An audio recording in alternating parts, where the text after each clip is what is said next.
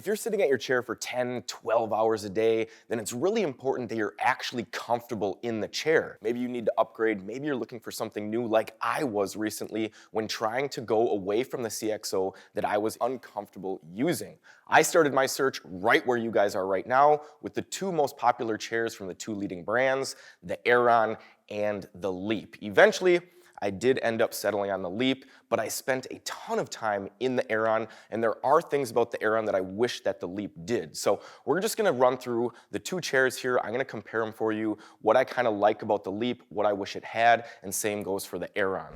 Just jumping into kind of the price point of the two chairs right now, the Aeron's gonna be about $1,650 fully loaded like we have it here, compared to the Leap's about $1,150, so about a $500 difference, and the reason for the difference is mainly gonna be the name of the Aeron. It holds a lot more weight, a lot more recognition as compared to the Leap, but I will say that the Aeron does feel a little bit more robust, a little bit smoother, a little bit more fine-tuned overall, and just the look of the chair is a little bit more high-end, more modern looking, which is why it is featured in the Museum of Modern Art. So aside from the price, you're gonna get the same warranty, very, very similar build quality. These things both last forever in the field for decades, constantly on the used market. So in terms of longevity, functionality, comfort, it's gonna be a coin toss just depending on what you prefer. The first thing that we're gonna look at with the chairs is going to be the first thing that you touch in the chair, and that's gonna be the seat. And this is gonna be a big difference from the two chairs because we've got a padded seat on the Leap, and you can see you got a nice little cushion here. Very thin though compared to most chairs. And then the Aeron, we're going to have mesh. Now, one big difference between these two chairs, obviously with the padded seat, is you're gonna have a little cushion there, whereas on the Aeron, it is gonna feel a little bit more firm overall, even though it's supposed to be more of a suspended mesh feeling. In my opinion, it is a more firmer sitting experience than the Leap. One huge advantage that the Leap seat has over the Aerons is its ability to flex and move, which is one thing that I really like about this seat. You can see that when I bend it and move it, it really flexes with me, and this really makes a difference when I lean back. I'll unlock it here.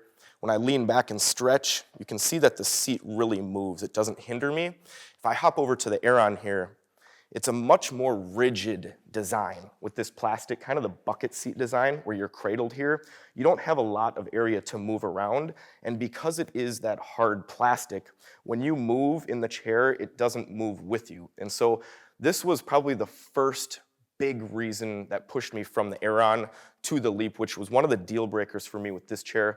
There was one other deal breaker, we'll go over that a little bit later on, but as far as the seats go, I do prefer the Leap seat a little bit because of that. Another big advantage with the Leap seat is you're going to get seat depth adjustment.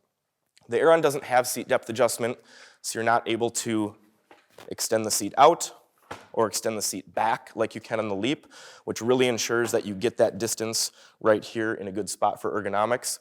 The Aeron's not gonna be able to do that. Instead, they have 3 different sizes, and in my opinion, it's not a great solution for everyone because you have to fit one of the sizes, and for me, I really dislike this because this front bar is a big hindrance to comfort, and it's a big reason why most people do not like the Aeron and go with something else. Looking at the armrests on both chairs, I do think that these are 2 of the best armrests that I've ever tested on any chair. Now the Leap gets a ton of praise over the Aeron because it has the 4-way adjustability, and so you're gonna get good height adjustment, depth adjustment, width adjustment, the whole shebang, even a little extra articulating motion that it has here. But in my opinion, it's not that big of a difference as compared to the Aeron. I mean, the Aerons are 3-way adjustable, but the ranges are massive. You can see the height range is big, and then they do have big ranges in and out. And so I never had a problem getting the Aeron arms in the most comfortable position for me wherever I was using it. And truth be told, I actually like the Aeron arm pads quite a bit more than the Leap arm pads.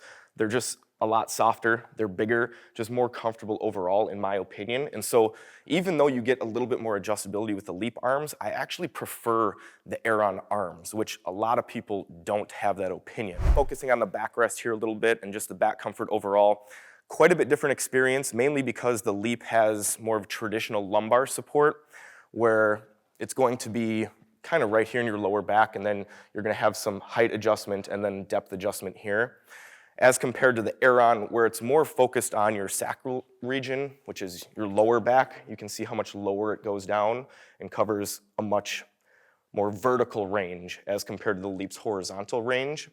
Now you can kind of dial this in with this knob and make it a little bit tighter or looser, but you can't adjust the height. And so it provides a bigger region, but you can't control it as much as the Leap. Now, I will say that this is another area where I do prefer the lumbar on the Aeron. You can actually see that on my Leap chair. This is my Leap chair. I actually took the lumbar out because the lumbar on the Leap is pretty aggressive, very pronounced, and I found it to be just more comfortable without it in there and use the natural curve. And so if I was just to have to choose one, it'd be the Aeron, because I had to kind of alter the Leap to make it to my liking.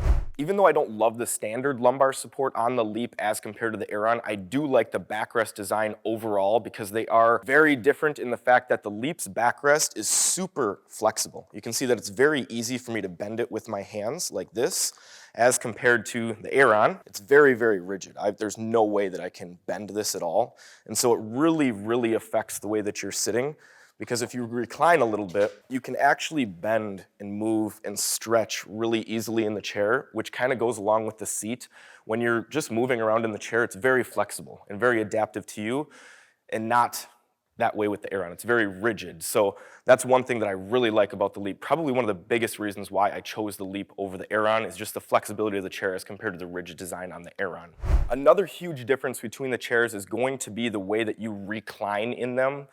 And this one, for me, goes heavily in favor of the Aeron, and I wish that the Leap moved this way, but the other factors were great enough to kind of push me this direction. So watch as I recline in the Leap. You'll see that as I go back, the seat kind of slides forward, the back goes back. It's almost like a modified synchro tilt motion here. Now, the one drawback to this is that it's not great for constant reclining and constant motion. You'll see that it's kind of designed to just hold its position wherever you stop. I'm not using my core muscles to keep it here. It's just very easy to stay in one static position, which is great for tasking and great for if you want to change your position and still be able to work, which I do a lot. But it's not the same experience as the Aeron, a silky, smooth recline motion. You'll see that when I sit down in this chair, you just naturally want to rock in the chair. It's just very, very smooth to come back and come forward. It's almost like a traditional rocking chair, but you're still being kept in this nice, perfect ergonomic position. And for me, this is probably the most comfortable feeling out of any office chair that I've used. And if the other factors that I've described, like the rigid seat, the rigid back, the lack of seat depth adjustment, if it had those factors, this reason right here would be why I would choose this chair, because it is so comfortable just to recline, effortless movement, and you can really control the tension or lock it. One unique adjustment that the Aeron does have over the Leap that would make you pick this if you really want this is forward seat tilt, putting you in this nice forward angle, almost like a kneeling chair, good for task-intensive applications. I'll be honest, I do not like this, and no one in our office uses it, but if this is your go-to way of sitting, then the Aeron's gonna have to be your pick over the Leap. If you need more help picking out your new chair, check out this video.